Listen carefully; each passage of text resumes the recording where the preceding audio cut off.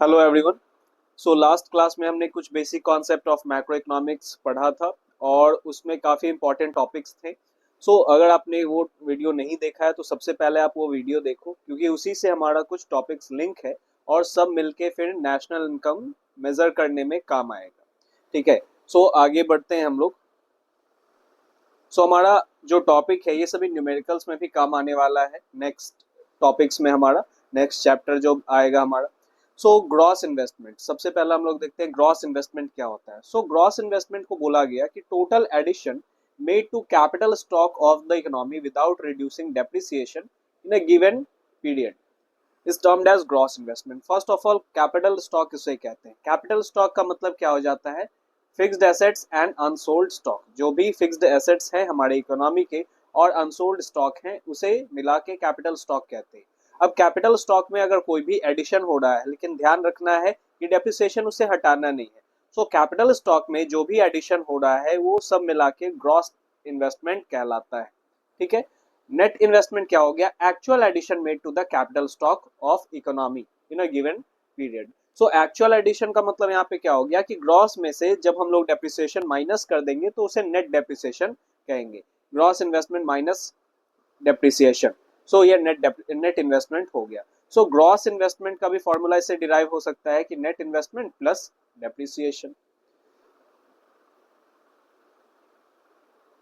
Next आगे देखते हैं डेप्रिसिएशन। इसके बारे में तो आपने अकाउंट्स में पढ़ रखा है 11th क्लास में भी। डेप्रिसिएशन किसे कहते हैं? डेप्रिसिएशन को कंजम्पशन ऑफ फिक्स्ड कैपिटल भी यहाँ पे कहेंगे। Depreciation refers to fall in the value of depreciable fixed assets due to normal wear and tear, passage of time और एक्सपेक्टेड ऑब्सोलेसेंस और change in technology. Depreciable fixed assets किसे कहेंगे? ऐसे fixed asset जिसका एक लिमिटेड लाइफ होता है, इसमें लैंड एक्सेप्शन में आता है। ठीक है। एक जो भी फिक्स्ड एसेट्स हैं उनका एक लिमिटेड लाइफ है, उसे डेप्रिसिएबल फिक्स्ड एसेट कहते हैं। और जब भी डेप्रिसिएबल फिक्स्ड एसेट के वैल्यू में रिडक्शन आता है, वैल्यू अगर घटता है किस वजह से, तो normal wear and tear, time के पास होने की वजह से, एक्सपेक्टेड ऑब्सोलेसेंस के वजह से यानी चेंज इन टेक्नोलॉजी के वजह से, इसे डेप्रिसिएशन कहा जाता है। डेप्रिसिएशन का यहाँ पे हम लोग फॉर्मूला डिराइव कर सकते हैं जो प्रीवियस अभी टॉपिक हमने देखा। Depreciation is equals to gross investment minus net investment. ये सभी फॉर्मूलाज इंपॉर्टेंट है और आगे भी इन सभी को रिकैप किया जाएगा। ठीक है।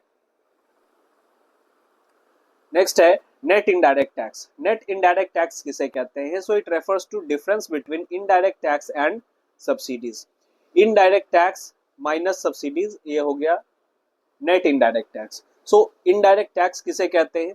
इनडायरेक्ट टैक्स का मतलब क्या हो गया? It refers to those taxes which are imposed by government on production and sale of goods and services. Goods and services के प्रोडक्शन या सेल पे जब गवर्नमेंट टैक्स इम्पोज करती है उसे इनडायरेक्ट टैक्स कहा जाता है। ऐसे टैक्स दो तरह का होता है, एक डायरेक्ट टैक्स और एक इनडायरेक्ट टैक्स। ठीक है। डायरेक्ट टैक्स में क्या हो जाता है, जिस पर्सन पे टैक्स इम्पोज हो रहा है उसे ही पेमेंट करना होता है। और इनडायरेक्ट टैक्स में यहाँ पे क्या है कि जिस पर्सन पे टैक्स इम्पोज हो रहा है उसके बिहाफ में कोई और मतलब वो उसके बिहाफ में कोई और पेमेंट करता है। जैसे सपोज आपने क्या किया कि आप क्लोथ्स परचेज करने गए। ठीक है, आपने क्लोथ्स परचेज किया। क्लोथ परचेज किया तो इसमें जो भी इंक्लूडेड होगा टैक्स वो आप दुकानदार को दोगे और दुकानदार आपके बिहाफ में फिर टैक्स गवर्नमेंट को पे करता है। तो इसका एग्जाम्पल जीएसटी है। फिर आ गया हमारा सब्सिडीज। सब्सिडीज क्या है? It is a financial assistance given by government to an enterprise on production of a certain commodity.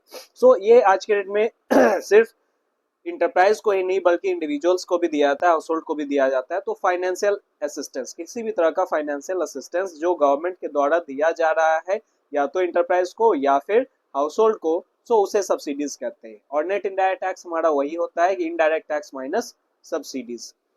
आगे देखते हैं।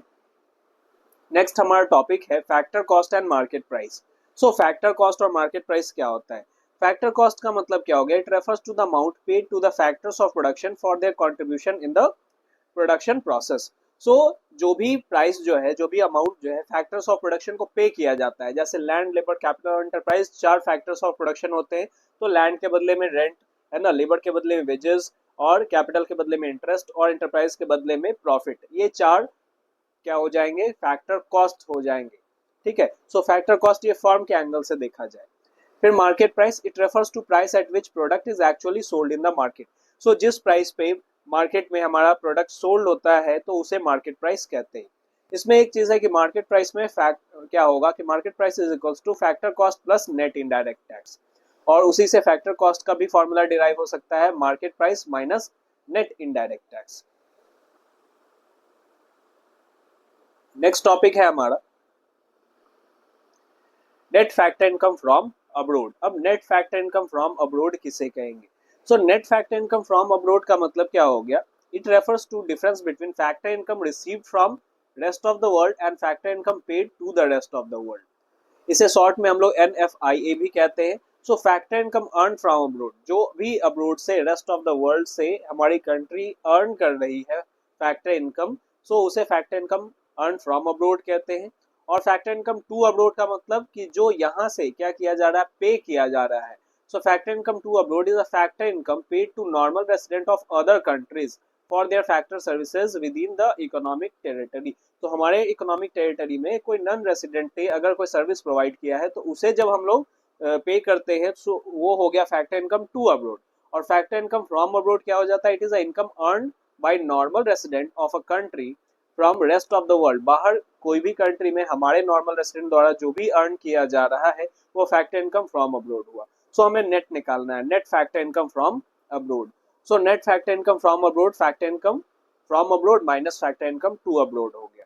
इसके कुछ कंपोनेंट्स है, जैसे net compensation of employees. So employees earn करके कहीं पे भी अगर अपना सर्विस प्रोवाइड कर रहा है सो उसे जो भी रिटर्न में मिल रहा है वो नेट कंपनसेशन ऑफ इम्प्लॉइज में आ जाएगा, चाहे उसे कैश में मिले चाहे काइंड्स में मिले, ये हो गया।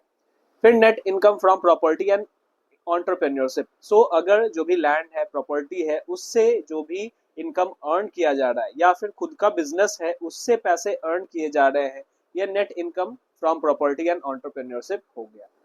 फिर लास्ट में आता है नेट रिटेन्ड अर्निंग। ठीक है, net retained earning. Net retained earning में क्या हो जाता है? नेट रिटेन्ड अर्निंग में जितने भी तरह के सेविंग्स है वो नेट रिटेन्ड अर्निंग में आ गए। बट वही देखना है, नेट यहाँ पे यूज किया जा रहा है फ्रॉम -2 के लिए। ठीक है, ये ध्यान में रखना है। यहाँ पे आप देखो कि फ्रॉम -2। ठीक है, सो ये आपका net factor income from abroad हो गया। ये कुछ छोटे टॉपिक्स थे जो हमें पिछले टॉपिक्स में ही कवर कर लेना चाहिए था, तो लेकिन मुझे लगा था कि वीडियो थोड़ा लंबा हो जाएगा, इसलिए मैंने इस टॉपिक्स को छोड़ दिया था।